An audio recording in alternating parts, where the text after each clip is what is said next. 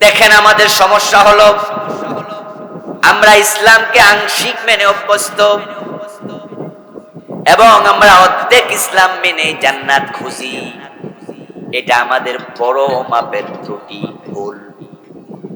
অর্ধেক মানার কোনো অধিকার আল্লাহ আমাদের দেন নাই, বরং আল্লাহর নির্দেশ হলো উদখুলু ফিস-সিলমি কাফা, মুসলমান যখন হয়েছ ইসলামে পরিপূর্ণ প্রবেশ করো। অর্ধেকটা জিনিস দুনিয়ার মানুষে নেন, আল্লাহ কেন নেবে? যেমন আপনি 1000 টাকার নোট মনে মনে ভাবলেন খরচ হলো মাত্র 100 টাকার খরচ, তো বাজারে 1000 টাকার নোট নিলে যদি পকেট মার নিয়ে যায়, এই রিস্ক নিয়ে লাভ কি? 900 টাকা তো বাড়িতে ফিরাইয়া আনবো, খরচ তো 100। তাই অর্ধেকটা কাইটটা ট্রাঙ্কে রাইখা বাকি অর্ধেক নিছেন, যদি পকেট মাইন নে অর্ধেক তো বাঁচলো। এই চিন্তা কইরা বাজারে যদি 500 টাকার নোট 1000 টাকার নোট মাঝখানে কাইটা নেন, দোকানদার রে বলেন যে ভাই 100 টাকার খরচ দেও, দিবে তো? দোকানদার দইরাই বলবে ভাই এটা আবার কি দিলেন, বাকিটা কই? আপনি কইলেন যে মিয়া খরচ তো মাত্র 100, এটার দাম তো 500, অর্ধেক আনছি বাকি 400 দেও। আপনাকে বলবে আপনি যে পাগল হইছেন বাড়ির তারা জানেনি। কইব না যে পাগল যে হইছেন ঘরের বউয়ে জানে তো? আপনি কইবেন কি কইলি আমার, আমি পাগল, তুই বেটা পাগল। উল্টা কিল খাওয়ার সম্ভাবনাও। অর্ধেক ফেপে বাজারে যাওয়ার সময় কাইটা বিক্রি করতে নেন, কেউ কিনবে না। অর্ধেক টাকা দেন, কেউ নেবে না। ফজরের নামাজ ফরজ 2 রাকাত, 1 রাকাত কইরা বাড়ি চলে যান, বাকি 1 রাকাতে আল্লাহ অর্ধেক সওয়াব তো দেবে, ঠিক না? দেবে না? তো অর্ধেক না পড়লেন, দুপুর বেলায় রোজা রাইখা ইফতার করে দেন, সকাল বেলা থেকে দুপুর পর্যন্ত হিসাব করলেন রোজা হলো 15 ঘন্টা, 7.5 ঘন্টা রাখছি, ইফতার কইরা লাই তাহলে সওয়াব অর্ধেক পাইছি, রোজার সওয়াব আল্লাহ দেবে। তো যদি অর্ধেক টাকা না চলে, অর্ধেক পেঁপে কেউ না কিনে, অর্ধেক নামাজ না হয়, অর্ধেক রোজা আল্লাহ না নেয়, তো অর্ধেকটা ইসলাম নিয়ে জান্নাত পাবেন ভাবলেন কেমনে? কিন্তু আমরা মোটামুটি সবাই ভাইবা রইছি বেহেশত আল্লাহ আমারে না দিয়া দেয় কারে, আমি না 5 ওয়াক্ত নামাজ পড়ি, সুদ খাইলে একটু খাইয়ে, ঠিক না? আরে আমি সুদ খাইলো, আমি মানুষ তো বেশি খারাপ না, নামাজ তো পাশের বাড়ির আব্বাস হেতে তো সুদও খায়, নামাজই করে না, তো হেরে বেহেশত দিব আল্লাহ? না, আমারে 5 ওয়াক্ত নামাজ পড়ে ঘোষ খায় এমন অফিসার আছে না নাই? ইসলাম পুরা মানছে না কিছু? নামাজ পড়ে রোজা রাখে, বোনের জমি দেয় না, মা বাপ মরে গেছে 5-7-10 বছর আগে, জোর কইরা বোনের জমি ভোগ করে এমন নামাজি ভাই আছে না নাই? ইসলাম পুরা মানছে, কিন্তু বেহেশতের আশা আমরা সবাই করছি। আদম আলাইহিস সালাম আল্লাহর আদেশ মানে নাই, কয়টা জান্নাতে? বুঝতে পারতেছি না কাদের কাছে ওয়াজ করতেছি। গুতাগাতি দিয়া কথা কওয়ার লাগবো কেন? সব কথা আমারে দিয়া কইলে জুলুম হইব না? কিছু আপনারা কইেন, কিছু আমি কমু, হেইও মেইও দিলে না সুবিধা। আদম নবী আল্লাহর কথা জান্নাতে কয়টা শুনে নাই? বেহেশতে আল্লাহ রাখছিল, আমরা শুনি না কয়টা? কিন্তু জান্নাতে ঢুকবো, কাঁঠাল খাবো, মোছে তেল দিচ্ছি, কষ্ট যেন না লাগে। সুধীর দত্ত বাবু হেতের কিসের জান্নাত? জো বাইডেন হের কিসের জান্নাত? নেতানিয়াহুর কিসের জান্নাত? নেতানিয়াহু ইহুদির বাচ্চা, জো বাইডেন খ্রিস্টানের বাচ্চা, মনমোহন সিং শিখের বাচ্চা, অমক হিন্দুর বাচ্চা। জান্নাত আমার, আমি বেহেশতে যাব, আমি মুসলমানের সন্তান, আবার সুদও খায়, ঘোষও খায়। তুমি বুঝি মুসলিম হইল কেডা? তুমি মুসলিম?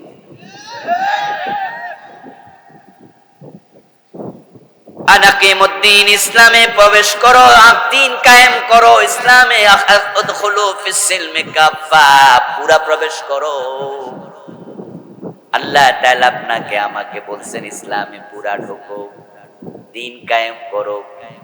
এখন আকিমুস সালাহ এই আয়াত শুননা আলহামদুলিল্লাহ আমরা সবাই নামাজ কায়েমের ব্যাপারে সোচ্চার, হুজুররা সোচ্চার, পীর সাহেবরা সোচ্চার, মসজিদের ইমামেরা সোচ্চার। আল্লাহ বলছে আকিমুস সালাহ। এমন কোন হুজুর পাবেন না, পীর পাবেন না, খতিব পাবেন না, বক্তা পাবেন না যে নামাজ কায়েমের ওয়াজ করে নাই, কিন্তু হে আল্লাহ কয় আকিমুদ্দিন, দিন কায়েম করো, এই ওয়াজ সব হুজুর করে নাকি? একই কোরআনের আয়াত, নামাজ কায়েম করো, এই ওয়াজ সবাই ধরলো। ওই কোরআনে আছে আকিমুদ্দিন, ওই ওয়াজ করে নাই এমন হুজুরের অভাবই নাই, জীবনও দিন কায়েমের কথা বলেন। তো সে কোরআন পুরাটা ধরছে না অর্ধেক ধরছে? কারণটা কি জানেন? কারণ হলো নামাজ কায়েম করো, এই ওয়াজ করলে মামলা খায় না। রোজা রাখো, এই ওয়াজ করলে চাকরি যায় না।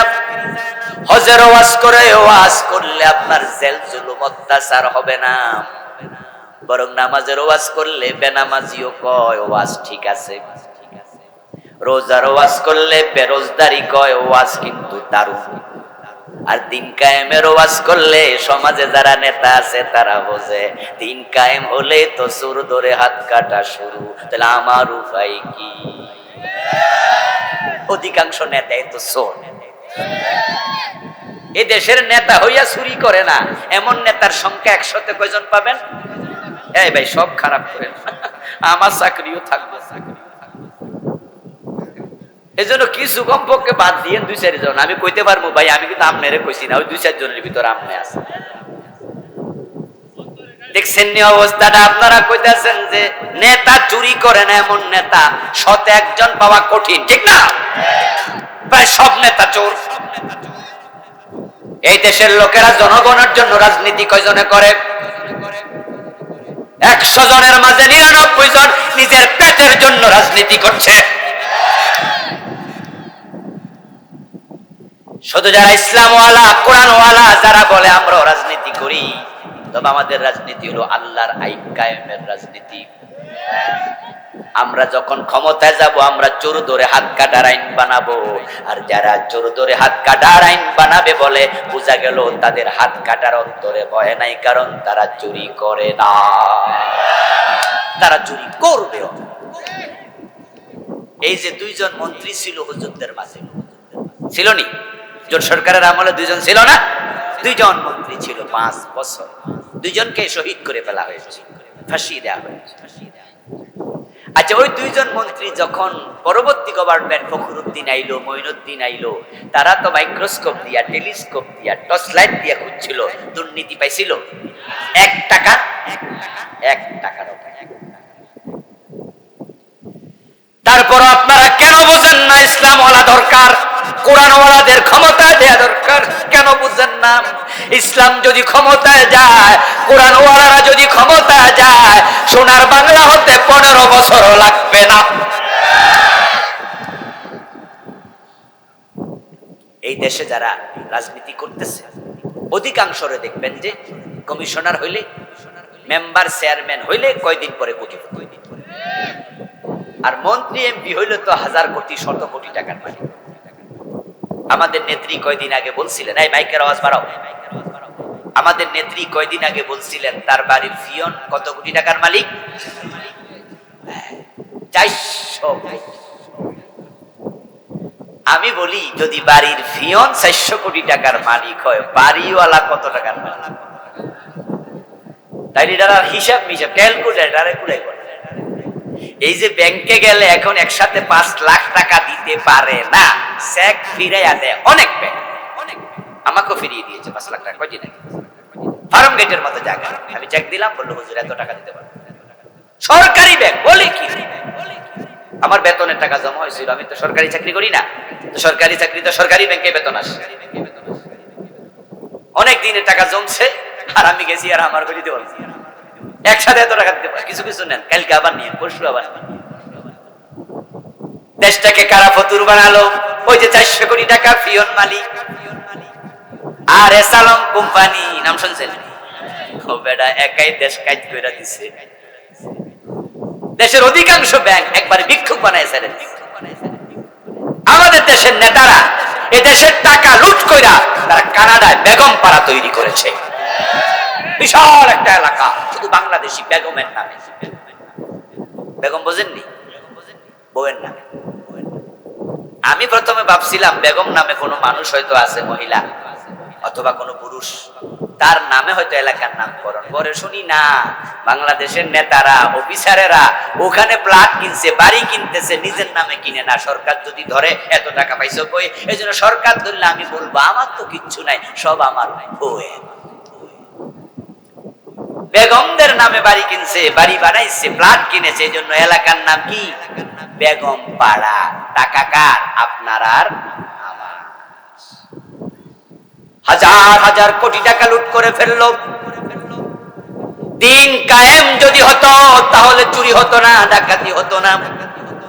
দিন কায়েম যদি হয়ে যেত, নামাজ পড়ো বলার কোনো প্রয়োজনও ছিল না। রাষ্ট্রে আইন হতো, আজান হলে দোকানপাট অফিস আদালত বন্ধ করতেই হবে। যদি কোনো বালেগ বেনামাজি থাকে তাকে ধরে জেলে দাও।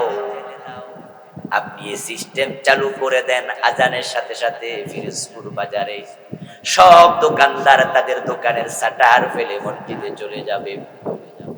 আজানের সাথে সাথে বাজিতপুর বাজারে দোকান বন্ধ, ক্রেতা বিক্রেতা সবাই মসজিদে যায়। যাদের দোকান খোলা, পুলিশ গিয়ে ওই দোকানের তালা লাগাইয়া দেবে, লাইসেন্সটা বাতিল ঘোষণা করে দেবে। বেনামাজি পাইলে ধরে জেলে দেবে। যদি এই সিস্টেম 2-4 মাস চালানো যায় তাহলে ভয়ে টেনশনেও মানুষ নামাজি হবে। 2-4 মাস পুলিশের ভয়ে পড়ুক, পরে এবার ভাববে পুলিশের ভয়ে যেহেতু মসজিদে আসতেই হয়, দোকান বন্ধ করতেই হয়, পুলিশের ভয়ে নামাজ পড়লে তো আল্লাহ সওয়াব দেবে না, নিজের ক্ষতি নিজে কইরা লাভ কি? আল্লাহর ভয়ে নামাজ শুরু করি। আর যদি নামাজের আইন চালু হয়, আজানের পর দোকানপাট সব বন্ধ হয়, মসজিদগুলোতে লোকে লোকারণ্য হবে, 2বার 5বারও জমাত হওয়া লাগবে, জায়গা দেয়া যাবে না। দিন কায়েম হয়ে গেলে পর্দা করো, ওয়াজ আর দরকার হবে না। আইন হয়ে যাবে বোরকা ছাড়া বের হলে, পেট দেখাইলে পেটে আলকাতরা লাগাইয়া দাও, পিঠ দেখাইলে পিঠে আলকাতরা লাগাইয়া দাও, হাতা কাটা ব্লাউজ পরে বের হলে যতটুকু দেখা যায় আলকাতরা লাগাইয়া দাও। ঢাকা ট্রাফিক পুলিশকে বলে দেবে, চিটাকে বলে দেবে, বিভাগীয় শহরে বলে দেবে, থানা শহরে বলে দেবে, পর্দার বাহিরে চললে আলকাতরা কর্মসূচি 1 সপ্তাহ ঘোষণা করা হলো। যদি এর 1 দিন 2 দিন লাগায়, এরপরে দেখা যাবে মেয়েরা নিজ দায়িত্বে বোরকা পরে ঘর থেকে বের হবে। সোজা আঙ্গুলে ঘি না উঠলে আঙ্গুল কি করা লাগে? কি করা লাগে? আচ্ছা, বাঁকা করলে কি ঘি ওঠে না? ওঠে। কোরআন শুধু নসিহতের কিতাব না, এটা আইনের কিতাবও বটে। ভালো হও, অন্যায় করো না, ডাকাতি করো না, চুরি করো না, হাদিসে আছে, কোরআনে আছে। কিন্তু যারা এই ওয়াজ শুনবে না, যদি চুরি করে বলে এখন আর ওয়াজ দরকার নাই, তার হাতটা কাইটা দাও, ওয়াজের সাথে আইন দরকার। কারণ সবাই ওয়াজ শুনবে না, তাই কিছু লোককে বুঝাইলে শোনে, কিছু লোকরে ধাক্কাইলে শোনে। তাই বাংলায় প্রবাদ আছে, ঠেলার নাম বাবাজি, বা মাইরের উপরে ওষুধ নাই। জোরে শোনে না ধর্মের কাহিনী। ৭৪ সূরার প্রতিপাদ্য হলো 13 নম্বর আয়াতের, দিন কায়েম করো। এখন আকিমুস সালাহ নিলেন, আকিমুদ্দিন নিলেন না। আকিমুস সালাহর ওয়াজ করলেন, ওয়াজ মানলেন, আমল করলেন, কিন্তু আকিমুদ্দিনের ওয়াজও করলেন না, এই আমলও করলেন না। হাসরের ময়দানে আল্লাহ যদি প্রশ্ন করে, আমার কথা কিছু মানলা, কিছু বাদ দিলা কেন, সে জবাবটা আগে দিতে হবে। সেদিন জবাব দেওয়ার কোন সুযোগ আর থাকবে না। আচ্ছা, যারা কোরআনের কিছু মানে কিছু মানে না, তারা কি সত্যিকার মুসলিম না সুবিধাবাদী মুসলিম? সুবিধাবাদী না? এটা স্বাভাবিক। আপনি যদি নিজেরটা ভাবেন, তাই আপনি ভাববেন যে আমার সুবিধাটা কই আছে। আর আপনি যদি আত্মসমর্পণকারী হন, সত্যিকার অর্থে মুসলিম হন, আপনার আল্লাহ যা বলবে আপনি তা মানতে বাধ্য মনে করবেন নিজকে, ঠিক না? ভালো লাগলেও মানি, ভালো না লাগলেও। কিন্তু আমরা কোরআন হাদিস মানতে গিয়ে আমরা সুবিধাবাদী হই, নিজের সুবিধা কই আছে দেখি। ও দোস্ত, কোরআনের আইন হলো দুরকম, কিছু আছে মিঠাই, কিছু আছে তিতাই। কোরআনের কিছু বিধান আছে যেগুলো মানলে মজা, যেমন দাড়ি রাখলে, হাদিসে আছে দাড়ি রাখো, কোরআনে আছে রাসূলকে অনুসরণ করো। তো রাসূলকে অনুসরণ করলে রাসূলের মুখে দাড়ি আসিল না, তাহলে কোরআনের কথাই হলো দাড়ি রাখো। কোরআন যাহা হাদিস তা, কোরআনের ব্যাখ্যা হলো হাদিস, নাকি? দাড়ি রাখছে, বাংলাদেশে দাড়ি রাখলে তুলনামূলকভাবে সালাম কমে না বাড়ে, এটা কিন্তু মিঠা ছেলে। এই জন্য সালমান এফ রহমানও দাড়ি রাখছে। কি রাখছে না? কয়দিন আগে কি করছে, আবার ফলানোর জন্য কামাইছে। যদি রাসূলের সুন্নাহ হিসাবে রাখতো, প্রয়োজনে জেলে যেতে রাজি হতো, দাড়ি কামাতে রাজি হতো না। আলহামদুলিল্লাহ, আলহামদুলিল্লাহ। আমাদেরকে ফাঁসির রশি দেখাইয়াও কি দাড়ি কামাইতে পারবে কেউ? ইনশাআল্লাহ। কিন্তু কামাইলে যে লম্বা দাড়ি, পুরা সাব্বান সাব্বা ক্লিন শেভ, একবারে বৈশা মাইজা সব, কিন্তু কপাল খারাপ, এর বড় পালাইতে পারে নাই। আরে ব্যাককল তো, কারণ বেটা দাড়ি কামাইয়া পালাইতেছে আইনমন্ত্রীর লোক। আচ্ছা, এক নৌকায় উঠে যদি আইনমন্ত্রীর লগে ফালায়, বেটার দাড়ি দেখে বেটারে চিনে নাই, যে দাড়ি তো নাই, কিন্তু আইনমন্ত্রীর না মানুষ চিনে লাইছে। এই আপনি কই যান? তখন হে কয়ে দিছে, আমি একা যাই না, আমার সাথে দরবেশ বাবা। গোপাল পোড়া খাইল ধরা। আমার বন্দে যে রাসূলকে আপনি মানলেন, দাঁড়িয়ে আছে, সুন্নিটা সুন্নাহ, সালাম বেড়ে গেল, টুপি মাথায় দেন, দেখবেন মানুষ সম্মান করে তুলনামূলক একটু বেশি। টুপি মাথায় দেবেন, দাড়ি মুখে রাখবেন, এলাকার বখাটে ফোলা বাইন সালাম। আমাদের দেশে যে সমস্ত মেয়েরা বোরকা পরে, এই বোরকা পরলে আপনি দেখবেন কোন মেয়ে টিজিং এর শিকার হয় না। বরং কোন যুবতী যদি 30-35 বছর বয়সের হয়, আর মুখে লিপস্টিক লাগাইয়া মাথার চুল ছেড়ে দিয়া 20 বছর বয়সী দোকানদারের দোকানে ঢোকে, মেয়ের বয়স 35, ফোলার বয়স মাত্র 20, দেখবেন সে 35 বছরের ওই বেডি, যে যৌবনের প্রায় শেষ দিকে, বুড়া হওয়ার কাছাকাছি, হেরো বইব ভাবি আসেন, আফা আসেন, বসেন। কিন্তু যদি 18 বছরের একটা মেয়ে বোরকা পরে যায়, তাকে আন্টি বলে, খালা বলে সম্মান দেয়। আর আপনি বোরকা খুলে যাবেন, আপনারে ভাবি বানায় ছাড়বো, ভাই থাকুক আর না থাকুক, হাওলাত করে আইন বউ বানায়। এগুলো মিঠা সুন্নাহ, এগুলো মিঠা ইসলাম, মজা। এই জন্য দেশে দাড়িওয়ালা টুপিওয়ালা নামাজির অভাব নাই। নামাজ পড়লে, জিকির করলে সম্মান বাড়ে, পীর সাহেবের মুরিদ বাড়ে, এগুলো মানলে অসুবিধা নাই, এগুলো সবাই মানে। কিন্তু ইসলামের কিছু আইন আছে তিতা, যেমন সুর ধরে হাত কাটার কথা বলা। এই ওয়াজ করতে গেলে এলাকার সব নেতা খেপে যায়, তাই সব পীরে ওয়াজ করে না। মদ পান করলে 80 বেত লাগাতে হবে, এমন আইন হাদিসে আছে না নাই? কিন্তু এই ওয়াজ সব হুজুর করবে না, সব পীর করবে না, কারণ এলাকায় যারা মদ খায় তাদের মাঝে সাদাবাজ মাস্তান টাইপের পোলাপানো আসে। এমপির ছেলে, নেতার ছেলে মদ খায়, মদ খাইলে 80 বেত লাগাতে হবে, এই কথা শুনলে ওই বেটা খেপে যাবে। এই হুজুরের মাহফিল, হুজুরের চাকরি শেষ। আমাদের সরকারি মসজিদ, কি মসজিদ? মডেল। ওই মডেল মসজিদের ইমাম চোর ধরে হাত কাটার ওয়াজ করলো। উপজেলা চেয়ারম্যান, এমপি সাহেব শুনলে কবে, হুজুর তো বেশি সুবিধার হুজুর। কারণ যারা উপজেলা চেয়ারম্যান, যারা এমপি, তাদের অধিকাংশ যখন বাড়িতে আয়নার সামনে দাঁড়ায়, আয়নার ভিতরে চোর দেখতে পায়। কি কথা বুঝছেন? আয়নার সামনে খাড়াইলে কি দেখতে পায়?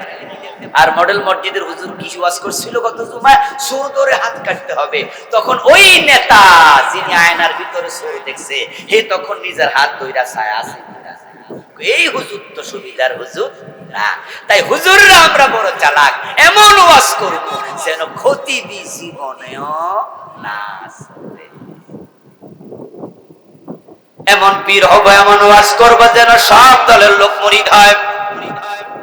পীরের মুরিদ মদ খায়, এমন পীর আসেনি? পীর নিজে মদ খায়, গাঁজা খায়, এমনও আছে না নাই? কিন্তু হে পীরেরও মুখে আবার মিঠা সুন্নাহ ডাস।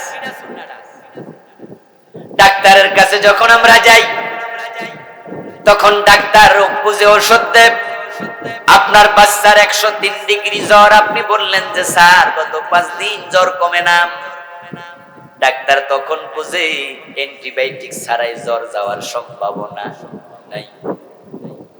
তখন ডাক্তার বলে বয়স কত? আপনি বললেন যে 3.5-4 বছর। তাহলে তো ট্যাবলেট খাইতে পারবে না, কিছু সিরাপ লিখলাম, যার সিরাপ গুলা খাওয়ান, আল্লাহ ভরসা। আপনি সিরাপ ডাক্তারের স্লিপের আলোকে দোকানে ঢুকলেন, ঢুকে আপনি দোকানদাররে বললেন যে ভাই আমার আদরের ছেলে অসুস্থ, তার জন্য ওষুধ কিনতে আসছি, তবে হে তিতা সিরাপ খায় না, শুধু মিঠাটি দেন। আচ্ছা, এমন কোন বাবা আছে তিতা বাদ দিয়া দেয়?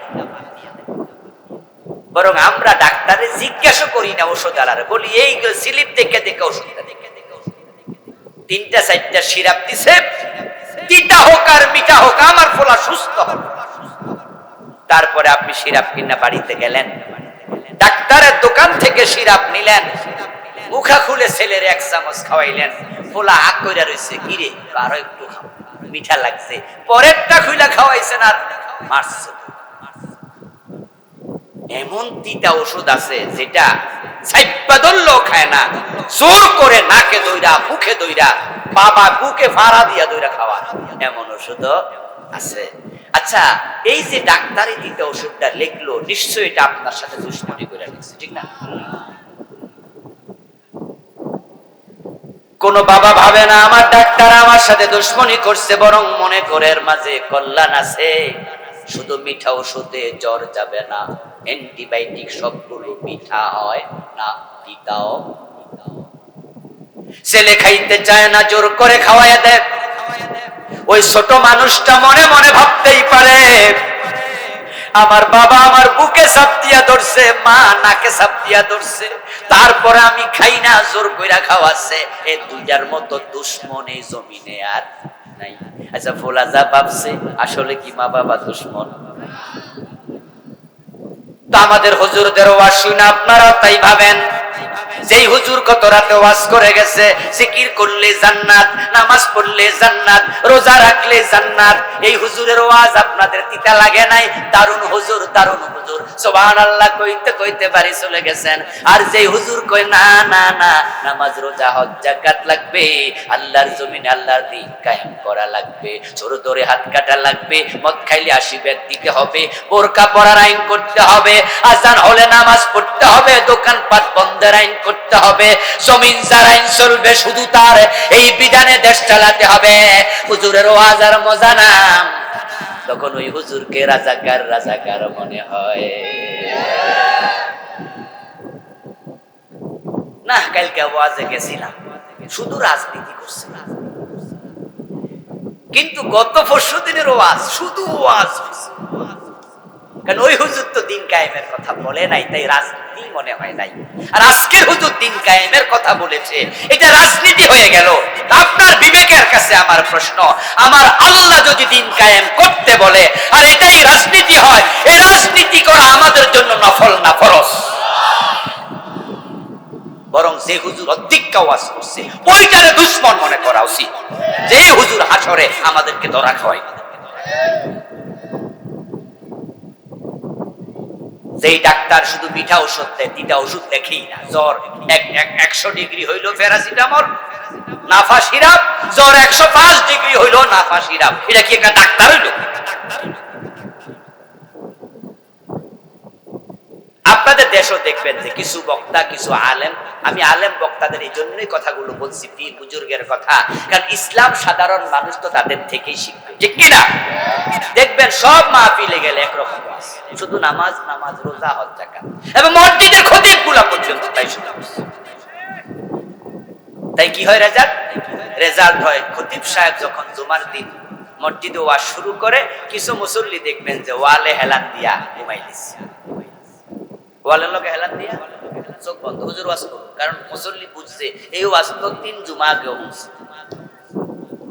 তো একই ক্যাসেট যদি আজকেও বাজায়, তাহলে চোখ খোলা রাখিয়া সময় নষ্ট করা দরকার আছে?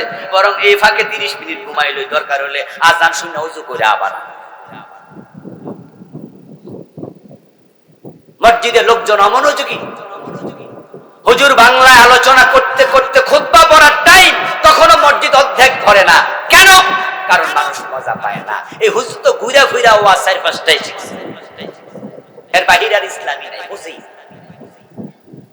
অথচ ইসলাম হচ্ছে কমপ্লিট কোড অফ লাইফ, পূর্ণাঙ্গ জীবন বিধান।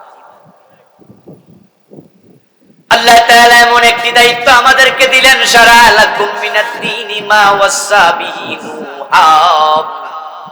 তিনি আল্লাহ তোমাদের জন্য এমন একটি শরীয়ত দিলেন, বিধিবদ্ধ জীবন ব্যবস্থা দিলেন, যেটা দিলেন নূহ নবীকে। ওয়াল্লাযী আওহাইনা ইলাইকা, ও নবী মুহাম্মদ, এই দায়িত্ব আমি আপনার কাছে ওহীর মাধ্যমে দিলাম। মা ওয়াসাইনা বিহি ইব্রাহিম, এই দায়িত্ব আমি ইব্রাহিম নবীকেও দিয়েছি। ওয়া ঈসা, ঈসা নবীকে দিলাম। ওয়া মূসা, মূসা নবীকে দিলাম। এ বড় বড় 5 জন নবীর দায়িত্ব যাহা, বাকি লক্ষ লক্ষ নবী সবার দায়িত্ব তাহা। আল্লাহ কোরআনে সব নবীর নাম নিয়ে কথা বলেন নাই, কোরআনের নাম সহ আলোচনা করেছেন এমন নবীর সংখ্যা মাত্র 25। কোরআনে নাম আসছে কতজন নবী বলেন, সবাই বলেন কতজন? মনে থাকবে তো? 25 জন। আচ্ছা, নবীর সংখ্যা কি 25? 2500, 25,000? বরং অসংখ্য, অগণিত, লাখ লাখ নাম আসছে 25 জন। কারণ যদি শুধু নবীদের নামগুলো কোরআনে আসতো, আর নবীর সংখ্যা 1,24,000, 2,24,000 বা আরো বেশি হয়, তাহলে কোরআনে তো 40-50 পারা শুধু নবীর নাম দিয়ে শেষ হতো। এই জন্য আল্লাহ নাম বলেছেন কম। এই আয়াতে আছে 5 জন, আর এই 5 জন হলো সবচেয়ে বড় বড় নবী। এখানে মুহাম্মদ নবীর কথা আছে, ওয়াহাইনা ইলাইকা, ইলাইকা মানে ইলা মুহাম্মদ, আমি আপনার কাছে ওহী পাঠালাম। ইব্রাহিম, মূসা, ঈসা, নূহ আলাইহিমুস সালাম, বড় বড় 5 জন নবীকে যে দায়িত্ব আল্লাহ দিলেন, সারা আলাকুম উম্মতে মুহাম্মাদি, তোমাদেরকে সে দায়িত্ব আল্লাহ দিলেন। নবীরা যা করে উম্মত তা করবে। এখন নবীদের দায়িত্ব হলো আনাকিমুদ্দিন, দ্বীন কায়েম করো। উম্মত হিসাবে সে দায়িত্ব আল্লাহ আমারে দিলেন, আপনাকে দিলেন। এবার দয়া করে একটু জবাব দেন তো, বাংলাদেশে কি দ্বীন কায়েম আছে? তাহলে বুঝা গেল আমরা মূল দায়িত্ব পালন করছি না, ব্যর্থ। রাসূল মুহাম্মদ সাল্লাল্লাহু আলাইহি ওয়াসাল্লাম যখন মারা গেলেন,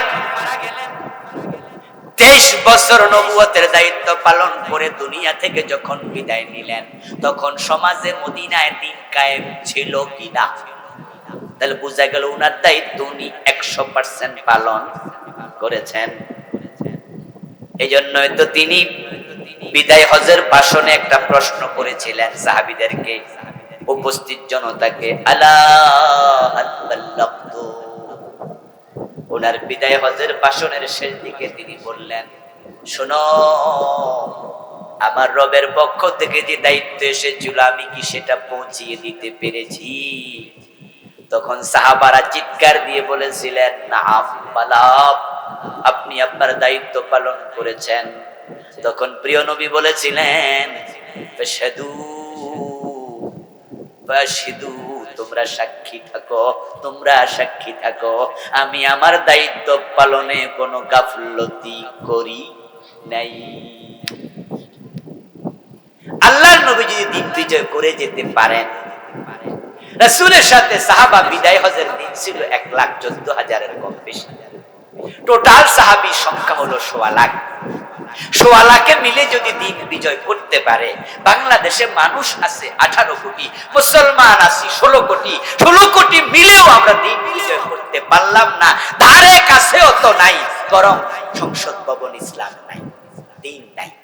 গণভবন ইসলাম দিয়ে চলে না, সচিবালয় চলে না, মন্ত্রণালয় চলে না, ডিসি অফিস চলে না, হাইকোর্ট চলে না, ম্যাজিস্ট্রেট কোর্ট চলে না, অর্থনীতি ইসলাম দিয়ে দেশে চলে না, সুদ ভিত্তিক অর্থনীতি চলছে, রাজনীতি চলে না, শিক্ষানীতি চলে না। শিক্ষানীতি এত নিচে গেছে, মাদ্রাসার বইতে পর্যন্ত মূর্তির ছবি ঢুকিয়ে দেওয়া হয়েছে। এবারের মাদ্রাসা 2024 সনের মাদ্রাসার বই ক্লাস 6-7 এর বইতে বাড়ি গিয়ে দেখেন যে কভারের মাঝে মূর্তির ছবি, হাফ প্যান্ট পরা মেয়ের ছবি, দোতারার ছবি, সেতারার ছবি, হারমোনিয়ামের ছবি, বাংলাদেশ মাদ্রাসা শিক্ষা বোর্ড লেখা ওই বইতে তারা সব ঢুকাইয়া দিছে। শিক্ষা ব্যবস্থা ধ্বংস। এই জানোয়ার, এই জালেম শিক্ষামন্ত্রী, এই সরকার ইসলামকে জবে করে দিয়েছিল, জবে। আল্লাহর গজব কিন্তু এমনি আসে নাই, আল্লাহ দারুণ খেপেছে। না হয় পালাবে। 800 বছরের ইতিহাস দেখেন, বাংলাদেশের 805 বছর পরে একজন রাষ্ট্রনেতা পলাইছে। এর আগে পলাইছিল লক্ষণ সেন। 805 বছর আগে আর কেউ পলায় নাই। এদেশের প্রেসিডেন্টকে ফাঁসি দেয়া হয়েছে, যেমন ভুট্টুকে ফাঁসি দিয়েছে পাকিস্তান আমলে, এরশাদকে 9 বছর জেল দিয়েছে, জিয়াকে গুলি করে মেরেছে। এদেশের প্রেসিডেন্ট, প্রধানমন্ত্রী মারা গেছে, ফাঁসি হয়েছে, জেল হয়েছে, ইতিহাস আছে, কিন্তু পলাইছে 800 বছরে নাই। এবার শুধু পলাইছে, পালাবে না কেন? তারা ইসলামকে জবাই করতে শুরু করেছে। এজন্য আল্লাহকে পলায়া যা, পলায়া যা, পলায়া যা।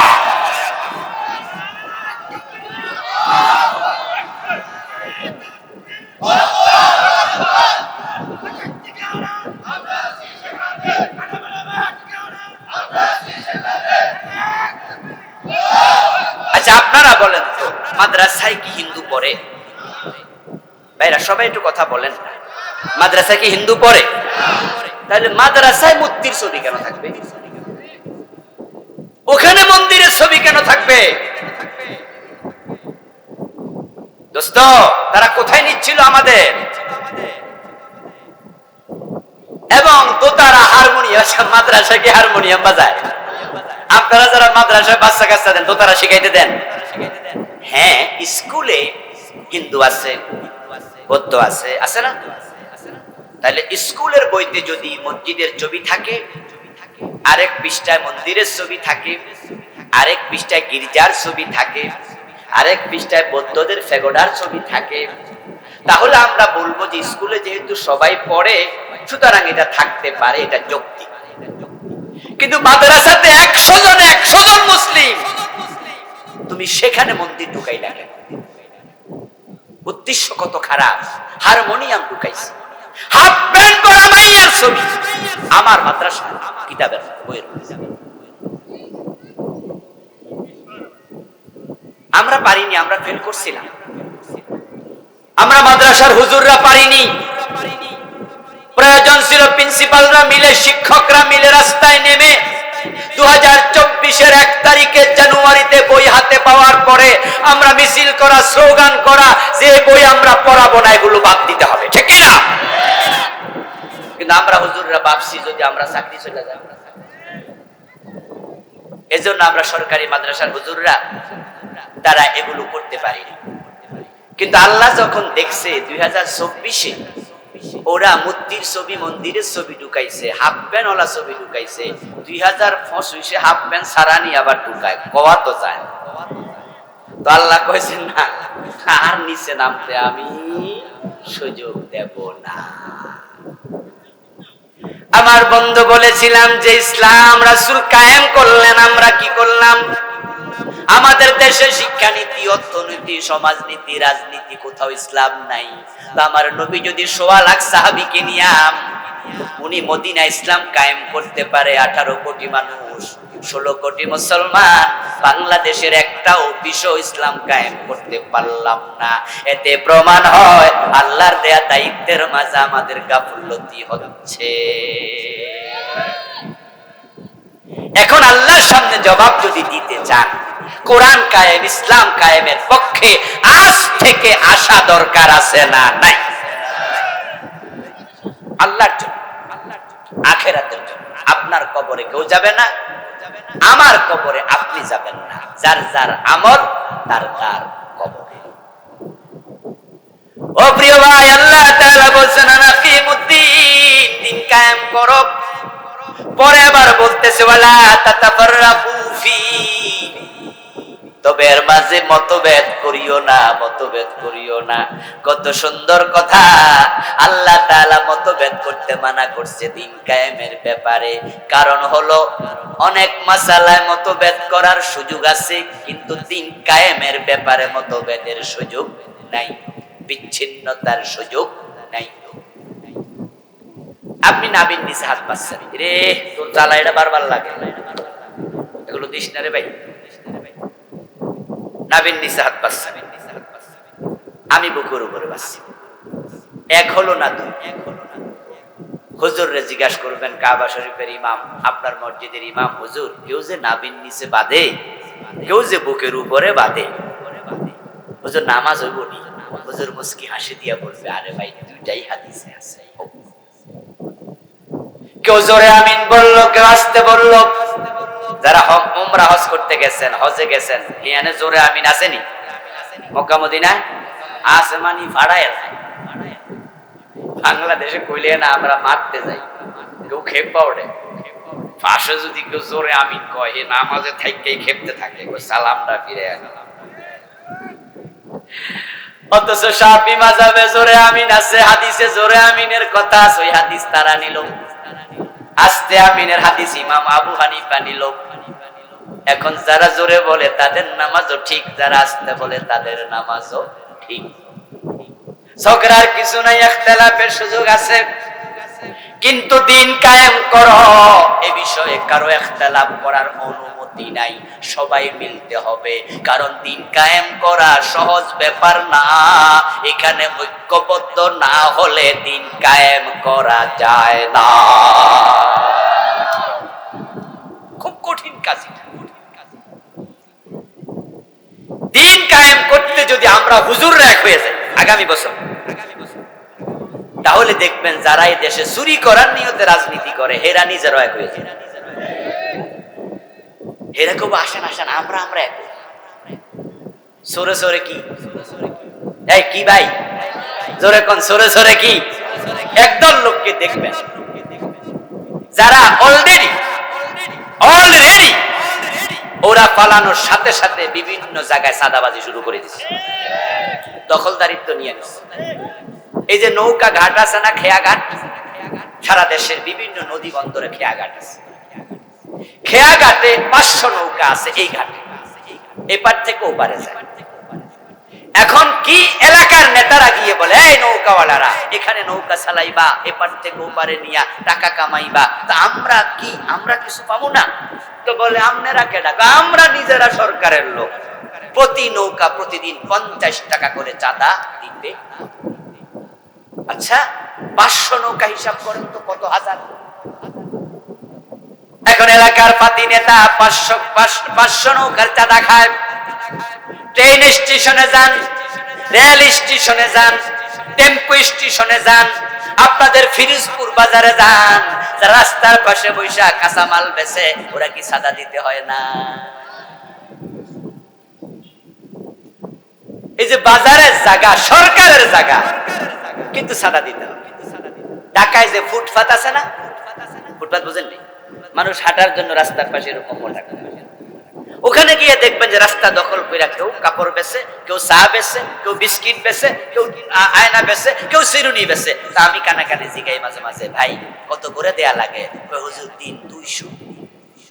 দিন 200 কারে দেন? 100 পুলিশ নে আর 100 নেতা নে। আমি বলি কি মহাব্বত! পুলিশ আর নেতার মাঝে কি মিল? পুলিশ আইসা বলবে, এই ফুটপাতে দোকান, সরকার কি বেটা তোরে দোকান দেওয়ার জন্য ফুটপাত বানাইছে? না না, দোকান দেশ কেন? তাহলে স্যার কি করতাম? 100 দিন। আচ্ছা তাইলে জায়েজ। নেতা আইসা বিকালে বলবো, আমরা দেশ চালাই বেটা, রাস্তা বানাইছি সরকার, আমরা দোকান দিলি। নেতা তাহলে আমরা গরিব মানুষ কি করতাম? 100 দে। 100 দিলে জায়েজ। 200 করে দিচ্ছে। ওরা পালানোর সাথে সাথে ওই দোকানপাট একটাও পালায় নাই, দোকানদাররা আছে, সাদা খাওয়ার নতুন লোক হাজির হয়ে গেছে।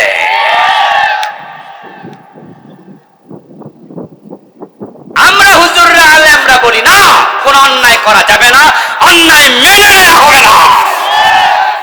চাঁদাবাজ মুক্ত বাংলাদেশ চাই, চোর মুক্ত ডাকাত মুক্ত বাংলাদেশ চাই। ও হুজুররা এক হয়ে যাইতেছে, তাহলে আমরাও এক হই।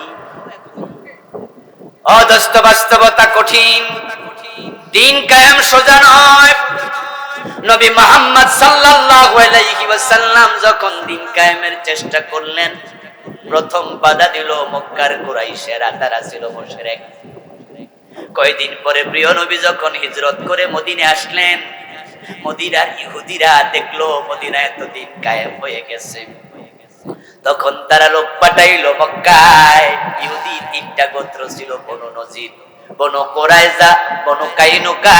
তারা লোক পাঠায়া বলল, ও মক্কার মূর্তি পূজক কুরাইশেরা, তোমরা মুহাম্মদকে সহ্য করো নাই? কয় না, এখন তো সে আমাদের এলাকায় যায় ইসলাম কায়েম করছে, আমরা তো তার সহ্য হয় না। এখন আসো তোমরা আমরা এক হইয়া শত্রুতা শুরু করি। এখান দিয়া নাজরান নামক এলাকায় থাকে কিছু খ্রিস্টান, ওদের কাছে খবর পাঠাইলো নবী মুহাম্মদ এসে বলতেছে সে নাকি শেষ নবী, কোরআন আসার পরে নাকি তাওরাত আর ইনজিল চলে না। এখন আমরা তাওরাত ওয়ালারা মদিনায় আছি, আমরা তার বিরুদ্ধে অলরেডি লাগিয়া গেছি, আমরা মক্কার কুরাইশদের সাথে হাত মিলাইছি। এখন তোমাদেরও তো তারা বিরোধী, ইনজিলের বিরুদ্ধেও তো বলেন ইনজিল নাকি আর চলবে না, এখন নাকি শুধু কোরআন চলবে। নাজরানের খ্রিস্টানরা কয় তাহলে তোমাদের সাথে আমরাও আছি। খ্রিস্টানরা এক হইল, ইহুদিরা এক হইল, মুশরিকরা এক হইল। এক হইয়া সবাই মিলে সৈন্য সংগ্রহ করে মদিনার বিরুদ্ধে নামলো, একটি যুদ্ধ করবে যার নাম ছিল গাজওয়ায়ে আহজাব, যেটাকে আরেক শব্দে আমরা বলি খন্দকের যুদ্ধ। আহজাব শব্দটি হিজবুনের বহুবচন। হিজবুন মানে এক দল, আহজাব মানে বহু দল। আমার বন্ধু রাসূলের বিরুদ্ধে সব কাফের এক। প্রিয় নবী তখন ঘোষণা করে দিলেন, মুসলমানেরা তোমরা মক্কায় থাকো, ইথিওপিয়ায় থাকো, ইরাকে থাকো, কুফায় থাকো, যে যেখানে কালেমা পড়বা সবার জন্য হিজরত করে মদিনায় আসা ফরজ ঘোষণা করছি। তখন এবার মুসলমানেরা পৃথিবীর যেখানে ইসলাম নিয়েছে, এতদিন তারা ছিল বিভিন্ন জায়গায়, সবাই হিজরত করে মদিনায় আসতে শুরু করলো। কারণ এখন ঐক্যবদ্ধ কাফেরদের বিরুদ্ধে ঐক্যবদ্ধ প্রতিরোধ দরকার আছে না নাই? তো কিছু মুসলমান থাকবে হাবশায়, কিছু থাকবে ইরাকে, কিছু থাকবে মক্কায়। তাহলে তো কাফেররা এসে মুসলমানদেরকে হত্যা করবে, মেরে ফেলবে। এজন্য সবাই এক হও, প্রতিরোধ করে তোলো। সাহাবারা হিজরত করলো, তারাও একসাথ হয়ে গেল। ঠিক দিন কায়েমের ব্যাপারে আমরা ইসলামের পক্ষের লোকেরা আলাদা আর থাকবো না। আমাদের ইখতিলাফ ছিল, ইখতিলাফ থাকবে। আমিন কেউ আসতে বলবে, কেউ জোরে বলবে, কেউ কিয়াম করবে, কেউ করবে না, কেউ পীরের মুরিদ হবে, কেউ হবে না, কেউ আমরা দলিন বলবো, কেউ জল্লিন বলবো। কিন্তু কোরআন সুন্নাহর ব্যাপারে ইখতিলাফ ভুলে গিয়ে আমরা যদি এক হয়ে যেতে পারি, আলেমরা এক হলে জালেমরা লেজ তুলে পালিয়ে যাবে। ওয়ালা তাতাফাররাকু ফীহি, দিন কায়েমের ব্যাপারে তোমরা বিভক্ত হবে না, এক হয়ে যাও।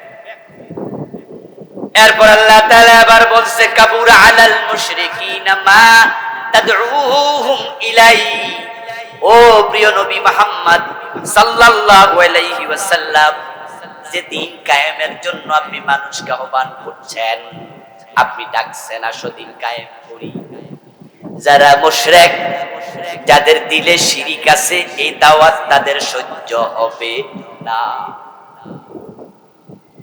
আমি অনুবাদ করছি আবার। কোরআন কার কালাম? মাশাআল্লাহ, ভাইরা বলেন তো কার কালাম? তা আমি একটা শব্দ নিজে বানাবো না, এখন শুধু সরল অনুবাদ। এতক্ষণ তো ব্যাখ্যা করছি, ব্যাখ্যা করতে গেলে কিছু শব্দ নিজে বাড়াইয়া দিতে হয়, না হয় বুঝে যায় না। এখন আমি শুধু অনুবাদ করব।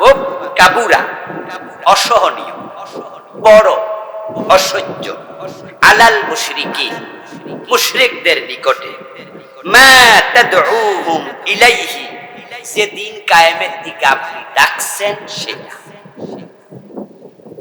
তাহলে আমার দিন কায়েমের ওয়াজ শুনে যদি এখানে কেউ থাকে যে তার ভালো লাগে নাই, বুঝতে হবে তার কলবে শিরিক আছে।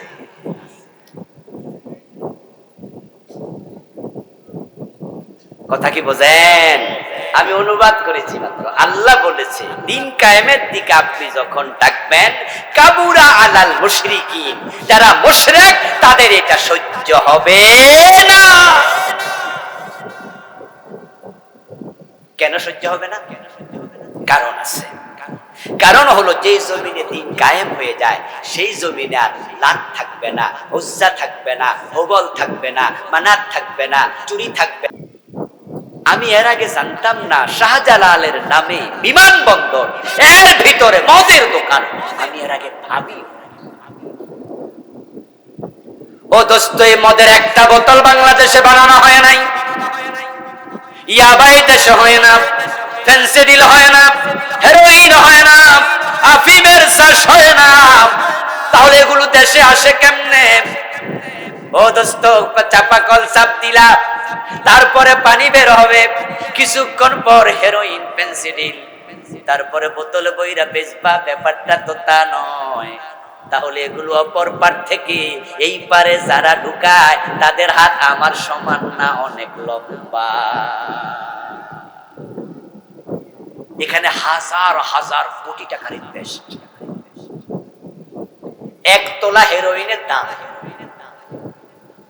হাজার হাজার টাকা। ইয়াবার একটা ছোট্ট ট্যাবলেট 450, 500, 1000 টাকা দিয়ে। 1 কেজি হেরোইনের দাম 2 থেকে 2.5 কোটি টাকা হয়ে যায়। কারা আনে? যারা আনে তারা এই দেশের অনেক বড় লম্বা হাতওয়ালা। তারা যখন শোনে ইসলাম কায়েম হলে, দিন বিজয় হয়ে গেলে মদের ব্যবসা বন্ধ, তখন তাদের কলিজা চিপ খায়। তারা কয় না, এই দিন কায়েম হতে দেয়া যাবে না। যারা শিরকের সাথে জড়িত, যারা কুফরের সাথে জড়িত, যারা হারামের সাথে জড়িত, দিন কায়েমের কথা শুনলে তারা সহ্য করবে না। আলহামদুলিল্লাহ, আমরা যারা দিন কায়েমের কথা শুনলে মজা পাই, ভালো লাগে, বুঝতে হবে আমাদের কলবের মাঝে শিরিক নাই। এরপর আল্লাহ বলতেছেন, আল্লাহু ইয়াজতাবি ইলাইহি মান ইয়াশা। ও প্রিয় নবীজি মুহাম্মদ সাল্লাল্লাহু আলাইহি ওয়াসাল্লাম, আপনি দিন কায়েম করবেন এটা শুনে আবু বকর হাত তোলা দিয়ে দিল, বলে হুজুর আমি আপনার সাথে আছি, প্রয়োজনে সব দিয়া দেব। এবং দিন বিজয়ের জন্য, দিন কায়েমের জন্য আবু বকর শেষ পর্যন্ত অর্থ করি, ব্যবসার পুঁজি যা ছিল সব দিতে দিতে দিতে দিতে সর্বশেষ তাবুকের যুদ্ধের দিন রাসূলের সামনে ঘটি বাটি হান্ডি পাতি পুরান লুঙ্গি গামছা সরিয়ে দিলেন। রাসূলুল্লাহ তখন অবাক হয়ে বলছিলেন, মা বাকাইতা লিয়াহলিকা ইয়া আবা বকর, আবু বকর পরিবারের জন্য কি রেখে এসেছো? আবু বকর জবাব দেন, আল্লাহ এবং তার রাসূলকে রেখে এসেছি। আবু বকর রাজি, ওমর রাজি, উসমান রাজি, তলহা রাজি, জুবায়ের রাজি, হ্যাঁ, 1.25 লাখ সাহাবী রাদিয়াল্লাহু তাআলা আনহুম, তারা সবাই বলে দিন কায়েমে আমরা আসি, তাই দিন কায়েম হয়ে গেল। ঠিক ওদের পথে চলতে চাইলে, তাদের সাথে জান্নাতে যেতে চাইলে দিন কায়েমের জন্য আমাদেরও রাজি হওয়া দরকার আছে না নাই? দিনটা কার? আমরা কার গোলাম? তো আল্লাহর গোলামরা আল্লাহর দ্বীনের পক্ষে থাকবে না তো কার? কিন্তু বলুন তো, সবাই কি দিন কায়েমের পক্ষে যেতে পেরেছে? আবু জেহেল বিরোধিতা করেছে, আবু লাহাব পারে নাই, রাসূলের আপন চাচা বিরোধিতা করেছে, আবু তালেব পারে নাই দিন কায়েমের পক্ষে যেতে, তবে সে বিরোধিতা করে নাই। জানেন তো আবু তালেব কি বিরোধিতা করছে? না, উনি চুপ ছিল। দিন কায়েমের জন্য কাজও করে নাই, রাসূলের বিরোধিতা করে নাই, তবে রাসূলের বিপদে সহযোগিতা করেছে, কিন্তু দিন কায়েমের দলে যোগ দেয় নাই, ঈমান আনে নাই। সবাই কপালে দিন কায়েমের দলে যাওয়ার সৌভাগ্য হয় না। এই সূরার পরের অংশে আল্লাহ এটাই বলেছেন, আল্লাহু ইয়াজতাবি ইলাইহি মান ইয়াশা। ও নবী মুহাম্মদ সাল্লাল্লাহু আলাইহি ওয়াসাল্লাম, আল্লাহ যাদেরকে পছন্দ করে দিন কায়েমের দলে, দিন কায়েমের কাজে, শুধু তাদেরকে আল্লাহ নির্বাচিত করে। আলহামদুলিল্লাহ, আলহামদুলিল্লাহ। আচ্ছা, আবু বকর যে ইসলামের জন্য সব দিয়ে দিল, দিয়া কি তিনি বেজার না খুশি? আমরা দিন কায়েমের আন্দোলনে এসে খুশি, মামলা খাইয়াও খুশি, হামলায় পড়েও খুশি, মাহফিল 144 জারি হলো খুশি, জেলে নিল খুশি, দিন কায়েমের পথে যদি ফাঁসি দেয়, ফাঁসির রশি দেখো খুশি। আমরা বলি এটা আল্লাহর তৌফিক, এটা আল্লাহর দান। আর আপনারা যারা এখনো দিন কায়েমের কাজে আসতে পারেন নাই, বুঝতে হবে আল্লাহ এই কাজে আপনাকে পছন্দ করে নাই। ও দোস্ত, দিন কায়েম যদি হতো, ইসলামের সৌন্দর্য নিজের চোখে দেখে মরতেন। এখন তো ইসলাম সুন্দর শুধু শুনেছেন, সৌন্দর্য দেখার সুযোগ তো হয় নাই। এই যে আজকে আমাদের ডিমের হালি 60 টাকা হয়ে গেছে, 1 লিটার তেলের দাম 250 টাকা হয়ে 200 টাকা, কত এখন 200 কম বেশি। আলুর দাম, মূলার দাম 60 টাকা 50 টাকা। যারা আপনারা সলভেন্ট লোক আছেন, ফ্যামিলির লোক আছেন, যারা মধ্যবিত্ত, তারা পারেন কিনে খান। কিন্তু এমন কিছু লোক আছে যারা বাজারে যাইয়া কিনতে পারে না, টাকার অভাবে চোখের পানি ছেড়ে দিয়ে কাঁদতে পারে না, লোক লজ্জার ভয়ে। চাল কিনলে তরকারি কিনতে পারে না, তরকারি কিনলে চাল কিনতে পারে না। আপনি কি জানেন যেই মূলা, যেই লাউ, যেই টমেটো আজকে এত দাম, যেখানে উত্তরবঙ্গে বিভিন্ন জায়গায় বগুড়া আছে, বগুড়াতে গেলে দেখবেন যে সেখানে রাস্তার পাশে কি পরিমাণ সবজির বাজার। মাহফিল করতে মাঝে মাঝে যাই, অবাক হই, পত্রিকা আসে টমেটোর কেজি বিক্রি হচ্ছে 2.5 টাকা, 5 কেজি 15 টাকা, 17 টাকা। আশ্চর্য! সেই টমেটো কাউরান বাজারে কিনি তখন 40 টাকা, 35 টাকা। আশ্চর্য! তারা উৎপাদন করে 3 টাকা পায়, কাউরান বাজারে 30 হয় কেমনে? কারণ রাস্তায় রাস্তায় চাঁদাবাজি। আর যারা ব্যবসা করে তারা বলে, হুজুর কত জায়গায় যে চাঁদা দেয়। আচ্ছা, ইসলাম আসলে কি চাঁদাবাজি থাকবে? কেউ চাঁদাবাজি সাহস করবে? এই সিস্টেমটাই থাকবে না। আচ্ছা, আপনারাই বলুন তো, যারা পুলিশে চাকরি করে, সরকার কি বেতন দেয় না? তাহলে পুলিশ রাস্তায় চাঁদা খাবে কেন? সরকারি চাকরি করে চাঁদা খায়, এই সাহস পাইল। দেখবেন মাঝে মাঝে পত্রিকায় ছবি আসে, পুলিশ ট্রাকের ড্রাইভারের সাথে হ্যান্ডশেক করতেছে। কি ছবি দেখেন নাই?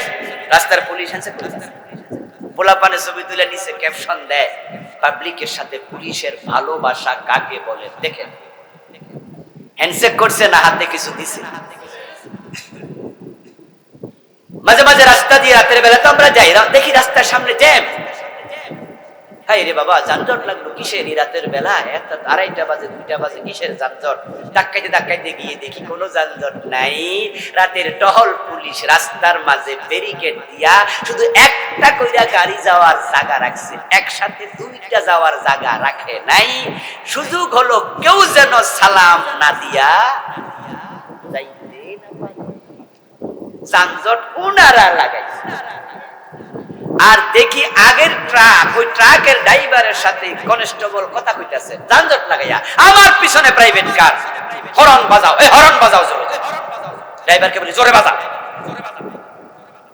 যখন জোরে বাজানো শুরু করে পুলিশ বেটা তাড়াতাড়ি বিরক্ত হইয়া তারপরে আইসা এমনি চোখ দিয়া চায়, চাওয়ার পরে গ্লাস নামায় মাঝে মাঝে বলি, এই ভাই যানজট লাগাচ্ছেন কেন? ইশারা দেয়, আমরা জানগা হুজুর, আমরা জানগা। মানে আমনের সাথে কোনো সালাম কালামের দরকার নাই। এবার আপনাদের কাছে আসি। এই যে পথে সে টোল দেয়া সাদা দেয়া লাগলো, কারণ বাজারে গেলে কি বেডার মালের দামের সাথে যোগ হবে না?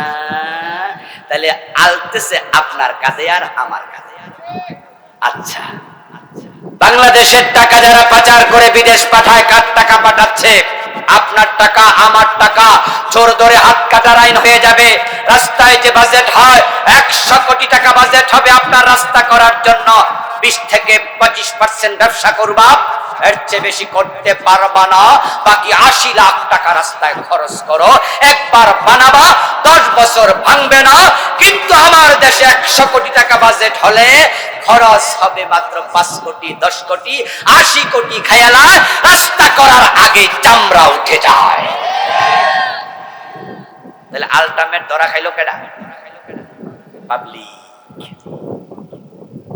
ইসলামের সৌন্দর্য দেখেননি? গোলাপ ফুল দেখতে বড় সুন্দর, তাকালে নয়ন জুড়ায় যায় পাপড়ির সৌন্দর্যে। নাকের কাছে নিলে নয়ন হৃদয় জুড়ায় যায় তার মোহ গন্ধে। চাপ দিলা তোর বের হয়ে যায়। কিন্তু ওই গোলাপ যদি না ফোটে, কলির ভিতরে থাকে, দেখতেও সুন্দর না, নাকের কাছে নেও গন্ধ নাই, চাপ দেও আতর নাই। এটাকে ফুটতে দিতে হবে। ইসলামের সৌন্দর্য যদি দেখতে চাও, দুনিয়ায় শান্তি পেতে চাও, ওমরের যুগের মতো যাকাত বিভাগের কর্মচারী কাঁধে নিয়ে ঘুরবে, যাকাতের টাকা খাওয়ার লোক পাওয়া যাবে না। বৈষম্য দূর করতে চাও, সমাজে শান্তি ফিরে পেতে চাও, ইসলামকে পড়তে দাও। ওই মসজিদে গিলাপে বাঁধা কোরআন সংসদ ভবনে নিয়ে যাও।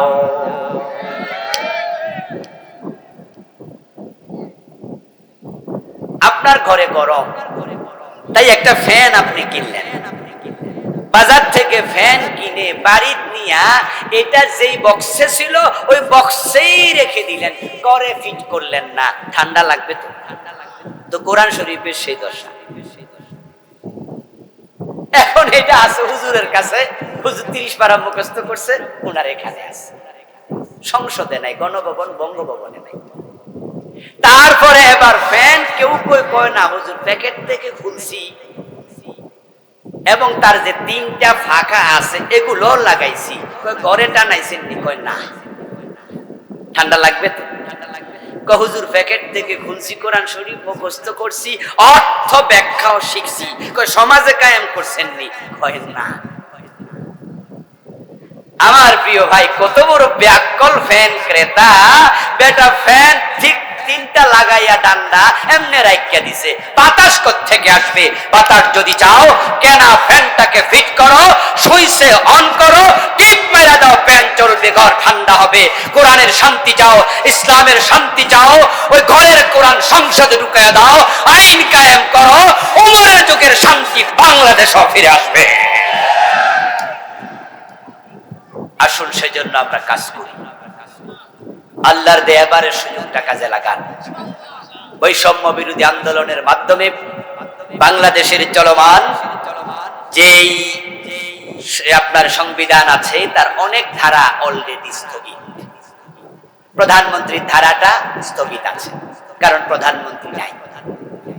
মন্ত্রী পরিষদের ধারাগুলো অলরেডি মুলতবি, মন্ত্রী পরিষদ নাই। 300 এমপির ধারা মুলতবি, 300 এমপি নাই। আমরা মাথা তুলে যদি বলতে পারি বাকিগুলা মুলতবি করো, এই ধর্ম নিরপেক্ষ সংবিধানের প্রয়োজন নাই, এবার কোরআনকে সংবিধান বানাতে হবে। সুযোগ আছে না নাই? কথা বলুন, কথা বলুন কোরআনের পক্ষে দাঁড়িয়ে। আমার দায়িত্ব আমি আদায় করে গেলাম। হাসরের দিন বলতে পারবেন না হুজুররা বলে নাই।